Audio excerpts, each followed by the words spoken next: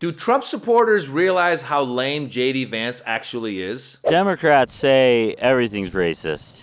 I had a Diet Mountain Dew the other day. And one today. I'm sure they're going to call that racist too. They're probably going to say that's racist. Maybe. Maybe. I think that... Wait, hold on. Go ahead. And I like Diet Mountain Dew. It's good. I like Mountain Dew.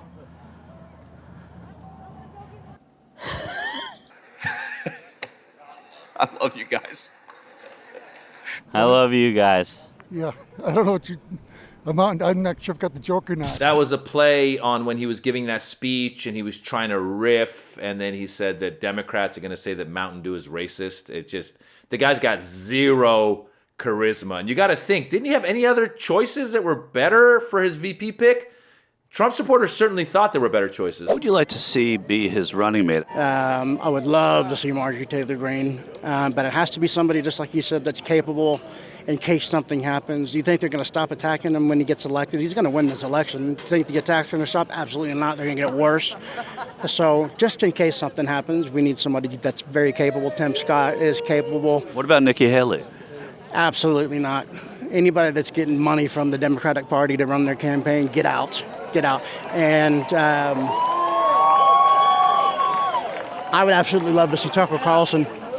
I don't think he wants to do it, but I'd love to see him. But I don't think it matters. The main thing to me is Trump. Marjorie Taylor Greene, Tim Scott, Tucker Carlson. Ooh, gosh. Those are really bad choices. But he might have made even a worse choice with JD Vance. Even Fox News thought so. I'm sure you've seen there have been a couple of stories out that say they wonder whether or not you feel you made the right pick, given the fact you didn't realize you were going to be running against a woman who might now try to pick a running mate to deliver a key state or a demographic or anything like that. You're still 100% behind JD Vance, right? He's fantastic. Yeah, no, it wouldn't have mattered. And I thought she was probably going to happen anyway, because I knew there was a palace coup going on. It didn't sound like Trump really wanted to answer that question, and he's just going with yeah, he's a great guy, he's fantastic, he's got it, it's great. But the truth is, Vance has been hurting the campaign. Frankly, I don't really understand the pick, and apparently neither do the American voters, because we take a look at the net favorable rating for J.D. Vance. That's a favorable minus unfavorable. It's in negative net territory. Look at that, negative 6 points. I will tell you, Aaron, I have gone all the way back since 1980. He is the first guy after immediately following a convention, a VP pick, who actually had a net negative favorable rating. That is underwater. The average since 2000 is plus 19 points. J.D. Vance making history in the completely wrong way. That's right, folks. He's had a negative bump. Gone in the other direction. I mean, this guy is really a bad choice. First of all, he is not experienced enough to be a heartbeat away from the presidency. Can you imagine President J.D. Vance? I personally would be very nervous. I'd feel like there were a kindergarten and the teacher got sick and had to run away, and one of the kids had to step up and run the class. That's what J.D. Vance reminds me of. Some young kid who really has not had any executive positions in the past in terms of leadership. He's never been a governor of a state. He's a senator, but never been a governor of a state. Never been the CEO of a company that has run for a while. He's just not experienced. And not only is he not experienced, he's got zero charisma, which is not necessarily the definition of what you need to have to be a president or vice president, but it helps. And so we saw in that one thing that we were just talking about, the Mountain Dew comment. Also, if you want, just Google JD Vance at a donut shop. It's actually uncomfortable to watch how when they go into this donut shop, there's an employee there who goes, I don't want to be on camera. And he's like, oh, you don't want to be on camera? Okay, well, how are things going? And he just doesn't, he's just stiff. He doesn't know what he's doing. And I haven't even started talking about the policies that he supports are losing policies. He's hardcore on the abortion, taking away a woman's right to an abortion. He wants to actually codify that. He said in an interview that Trump would veto if they tried to pass a national law that would ban abortion all over the country. But that's not the case. We all know that's not the case. We're not stupid. It's like somebody saying like, no, a bank robber saying like, no, if you guys left the bank open, we're not going to rob it. Don't worry about it. Just leave the bank open, go. We're not going to rob it.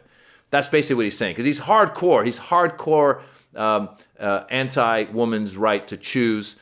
He's pro the tariffs. He wants to put those tariffs in that are going to mess up the economy. Even like just regular economists have been saying, objective economists have looked at the plans, the economic plans that the Trump administration has versus the ones that the Harris administration has. And the Harris administration is actually going to help bring down the debt. The Harris administration's economic plan is actually going to be better for the average person.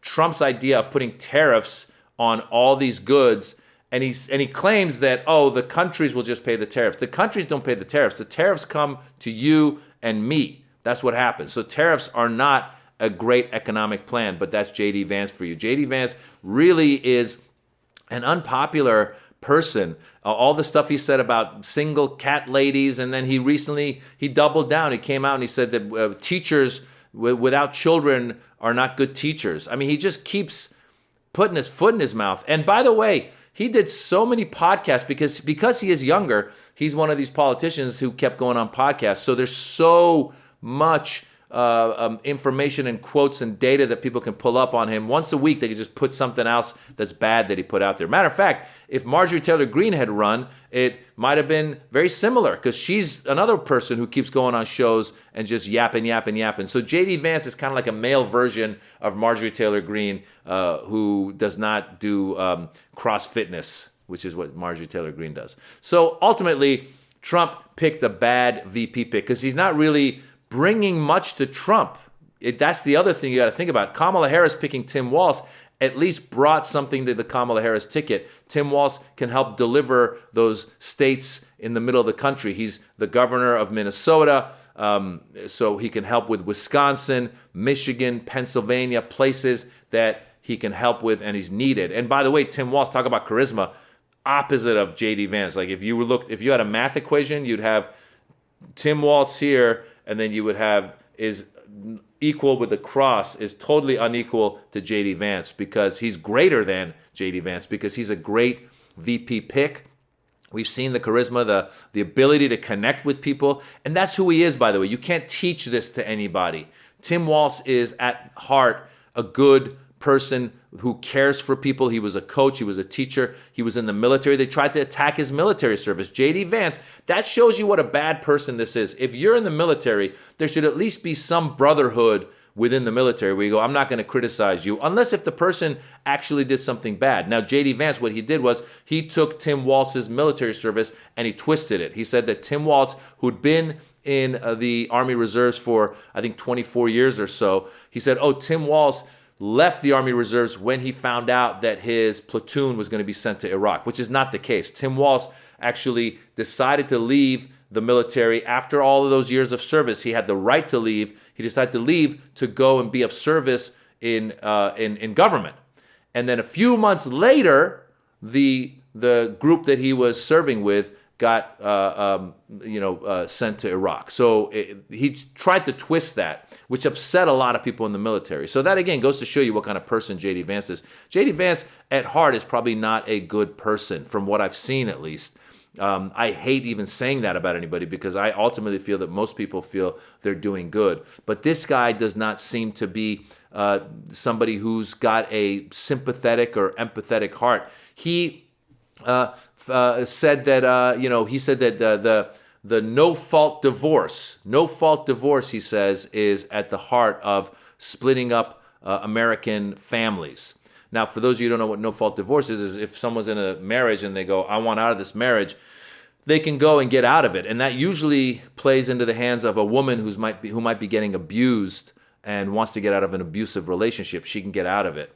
But JD Vance was saying, back in the day, you stayed in that marriage, and it was better for the kids. I disagree. I don't think kids being in a marriage where the father or the mother is being abusive to the other spouse is healthy for the kids. Matter of fact, I think that getting out of that marriage is healthier for the couple and for the kids. But JD Vance wants you to stay in that marriage because of his Christian values or whatever the hell he's spouting that make no logical sense.